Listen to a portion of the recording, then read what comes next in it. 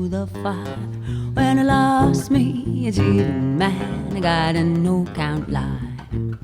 Swipe the old one for a new one. Now the new one's breaking my heart. I jumped right out the frying pan, right into the fire, and right into the fire. This next poem is Robert Frost's The Road Not Taken. Not to put too fine a point on it, this famous poem is a gentle piss-take. It dates back to the days of the Dimmock poets, with which I started this series.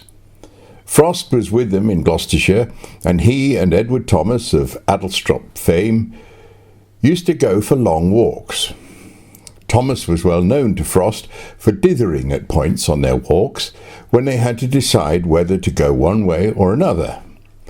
It plainly didn't matter to Frost, but Thomas habitually fretted about whether they'd made the right choice, and how outcomes may have differed had they made different choices. Thomas clearly was a picky stroller, whereas Frost, unjustly, has gone down in history as the pickier. Frost's relationship with Thomas was not unblemished. There was an incident in the woods in 1913 when the pair confronted an armed gamekeeper, from which Thomas backed away, as Frost displayed his American grit and belligerence, and possibly foolhardiness. Thomas took the incident and his own behaviour to heart, and it was believed this self-doubt goaded him into joining the First World War. Personally, I've always found Adlestrop to be an overrated poem, which in several places is clumsy. But I'm not an expert, I just know what I like. We did a walk from Adlestrop and recited the poem in places, once from the pulpit of St. Nicholas, an 11th century church in Oddington, which, incidentally, has what's reputed to be the largest doom wall painting in Britain. Medieval doom paintings depicted the reckoning, the day of judgment, when all shall be put in the places you might think an omniscient, omnipotent creator might have put them in the first place. I hope my old chum Steve Tomlin, who requested this poem, veteran campaigner, setter-upper, climber, walker, architectural conservator, historian, unfailingly entertaining companion, and all-round essential human dynamo that he is, forgives this interpretation. The Road Not Taken.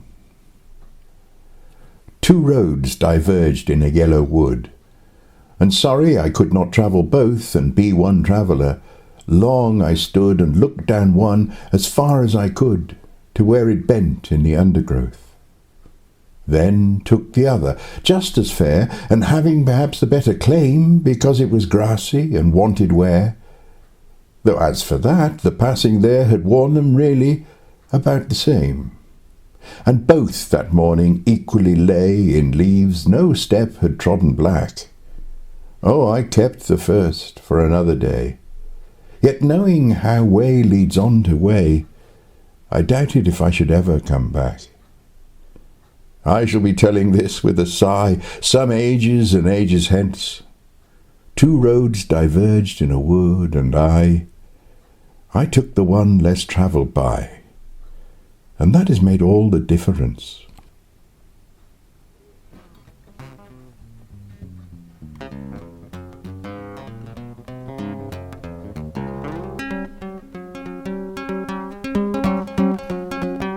I jumped right out the frying pan, right into the fire. Now I've had me a cheating man, and I've had me a lie. Left the city, what a pity, 'cause now the country's bringing me down. I jumped right out the frying pan, right into the fire, and right into the fire.